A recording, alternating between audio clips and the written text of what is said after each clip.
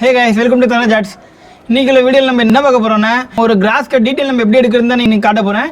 ஆக்சுவலா இந்த கிராஸ் வந்து பாருங்க மினிமம் இருக்குல நம்ம 3 டோன் யூஸ் பண்ணிட்டு இருக்கோம். ஒன்னு டார்க் டோன் யூஸ் பண்ணிட்டு இருக்கோம், இன்னொரு மிடில் டோன் யூஸ் பண்ணிட்டு இருக்கோம். பிரஷ் வந்து 0 நம்பர் பிரஷ் எடுத்துங்க. நம்ம எங்க இருந்து ஆரம்பிக்கணும்னே தெரியக்கூடாது. ஏன்னா அந்த டாட் உள்ள கூட நம்ம ஆரம்பிக்கிற அந்த இடத்துல இருந்து டாட் உள்ள கூடாது.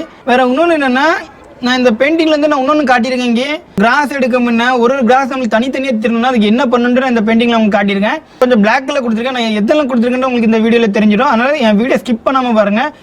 வேற இன்னொன்று பாருங்க, வேற ஃபேன் ப்ரெஷர் இருக்கு. ஆக்சுவலாக அந்த ஃபேன் ப்ரெஷர் இருக்கலாம். அந்த ஃபேன் ப்ரெஷர் என்ன பண்ணணும்னா லைட்டாக இப்படி பண்ணுங்க, இப்படி லைட்டாக இப்படி. அதனால இந்த பெயிண்டிங் வந்து ஸ்கிப் பண்ணிடுறாங்க. கண்டிப்பாக இதில் வந்து உங்களுக்கு ஒரு மெத்தட் கிடைக்கும். இதே நம்ம சேனல் நீங்கள் ஃபஸ்ட் டைம் வந்தீங்கன்னா மறக்காமல் சப்ஸ்கிரைப் பண்ணிடுங்க. சைடில் பெல் பட்டன் கிளிக் பண்ணிடுங்க. ஓகே, வாங்க நம்ம வீடியோக்குள்ள போகலாம்.